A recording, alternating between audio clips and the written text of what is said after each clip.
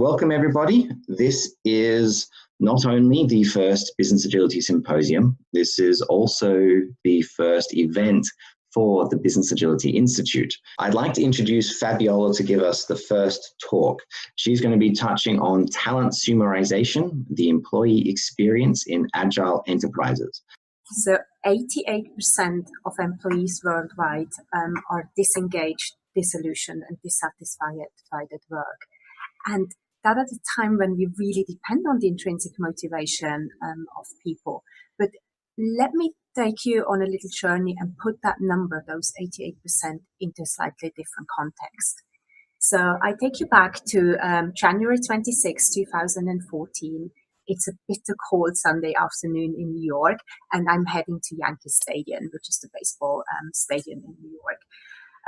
And for the first time ever in the tri-state area, an NHL game is being played the way hockey games are supposed to be played, outdoors. And I'm a big Rangers fan, so my team, the New York Rangers, are hosting the New Jersey Devils on this cold Sunday afternoon. And as you can imagine, it was an amazing event. People were cheering, they were having a great time. And I was just sitting there, taking it all in, and I was looking around, and there were 50,000 fans in there. And it hit me. Come tomorrow morning, 44% of them will go back to work and be miserable. And how can it be that the same people who show this passion and who are there loving every minute of it go to work and leave their hearts at home? How can we allow that to happen in our organization? So it's time to bring joy back into the workspace, and it's definitely time for HR to get back into the human business.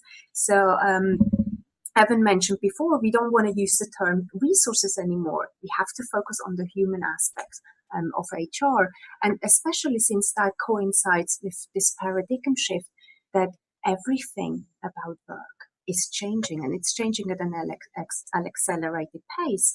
So how we work, where we work, our understanding of work is changing. And that coincides with a different trend that we see in the marketing field. It's that we as consumers are changing our behavior. So we are used to having an individualized experience. Some call it the Uberization, other people call it the Netflix effect, because we're just so used to having that customized experience. And we're taking that expectation to our workspace. So we change our expectation as employees, and we start thinking about work, about our jobs, like consumers. And that's where the term Consumerization of HR or TalentSumerization comes from. And it basically describes the idea of creating a social, mobile, and consumer-side employee experience.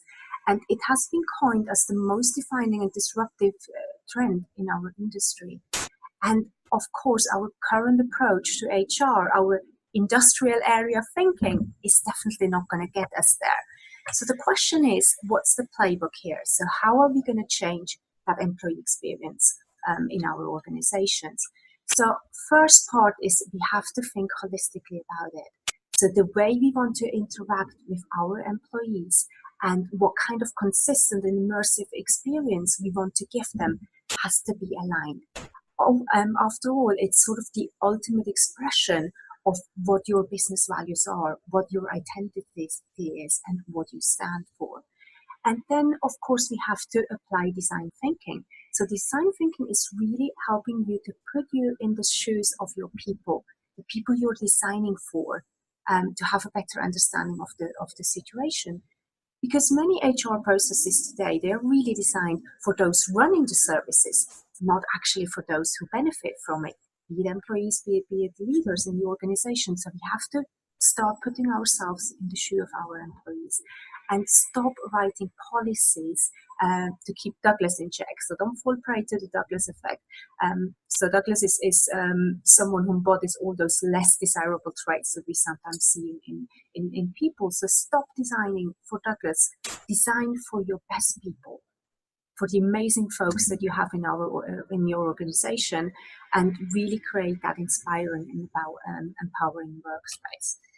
The next part is to really instill those cultural anchors. So think about what you stand for, and then be authentic and show your identity, because that's what's going to differentiate great places to work from not so great places to work. So create those responsive environmental conditions that help you decide what you stand for, how decisions are being made, so that you can be agile and nimble in what you're doing, having quick decisions, but still staying true to your culture, to your DNA.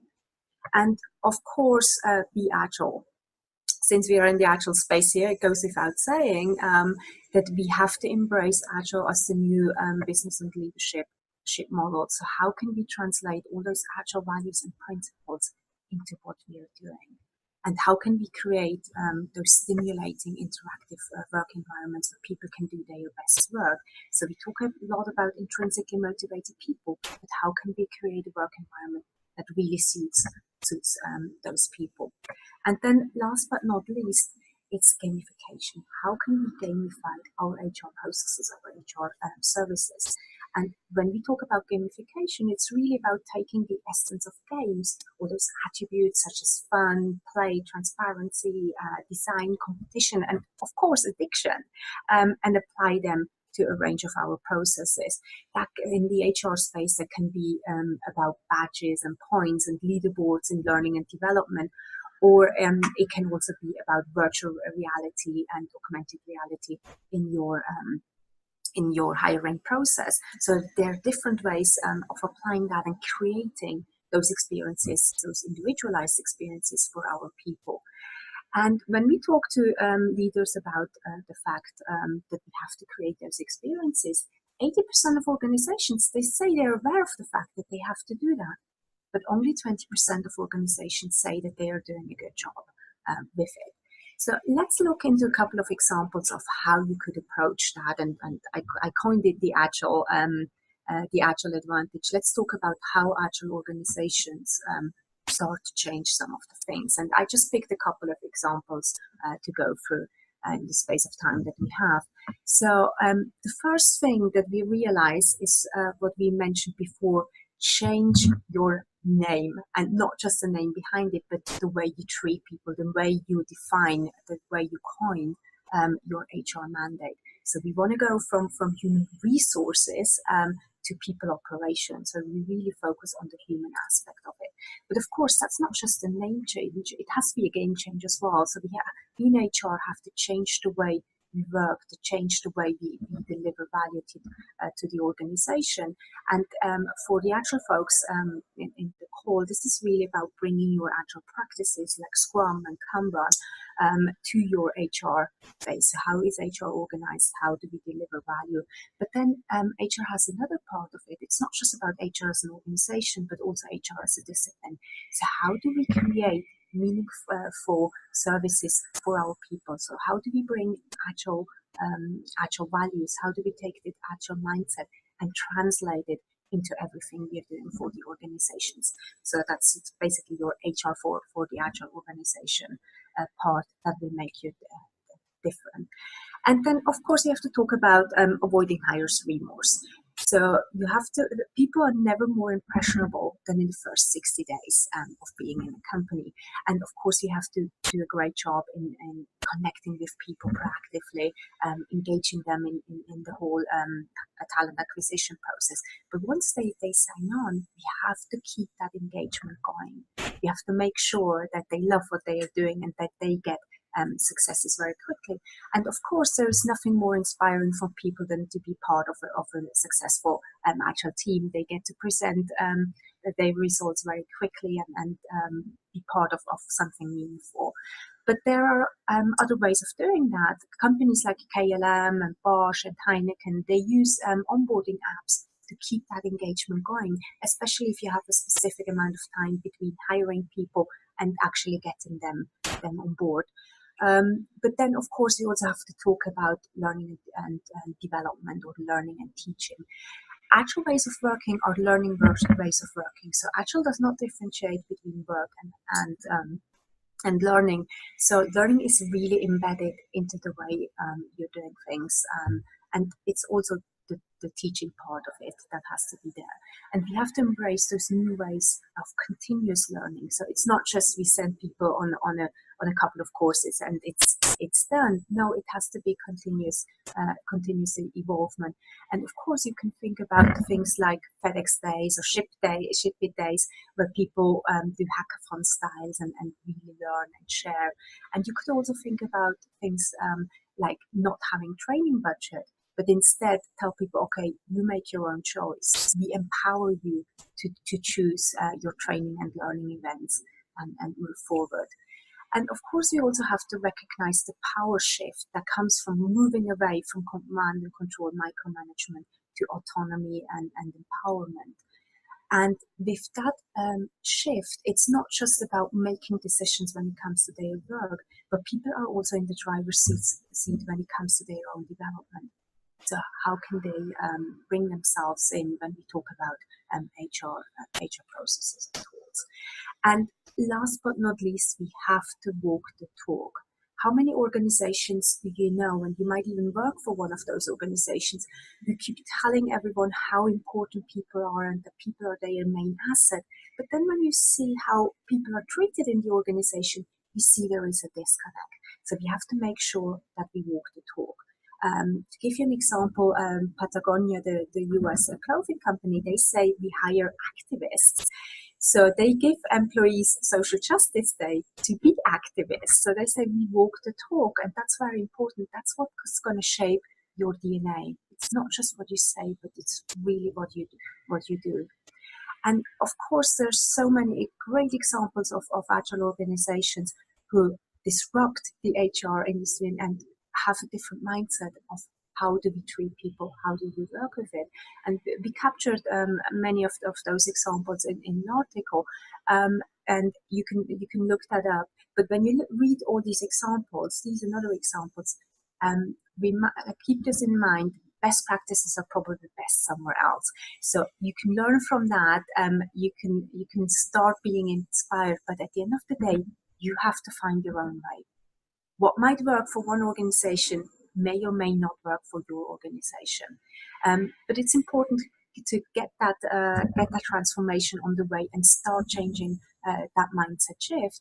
And of course, I'm aware that that's a huge transformation, and HR has never had to undergo such a massive transformation as we are experiencing now. But there's a lot of value in it, and we have to start that movement going. But of course, we also want to ask, what's in it for me? It's a natural response for people to ask that question because they want to know, okay, am I on the right track? Why are we doing that? So let's look into that question real quick. When we talk about what's in it for me as an employee, the answer is it's all about you. It's all about creating those unique experiences for employees. So we connect with people on a personal level. We get to know them, and we make an experience that works for them and really inspires them. But it's not just about employees. It's also a difference for leaders. They have to shift away from micromanagement and control and instead focus on inspiring and developing people. And that's going to free up time as well for them to really connect with people and help them grow as individuals. But I think the most important change is going to be for HR. HR has been focused on turning away from being a cost center and fighting to prove their value to being a business driver. And with the Agile movement, we can get there. We will be the business driver. We will be the essence of an Agile organization.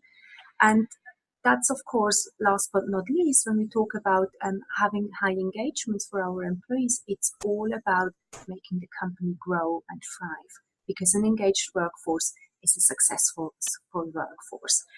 And the driver behind all these experiences and creating that different way of connecting with people, it's HR, and that makes HR the secret to business agility. We can make this happen. It's up to us to change the way we connect with people and bring the human aspect back to people operations. So ask yourself, what is your contribution? How are you going to make a difference? How are you going to help to win the workplace so that we can be successful in the marketplace. Think about how you can connect with people and inspire them and engage them. So think about your contribution. And of course, let's go Rangers. Thank you so much.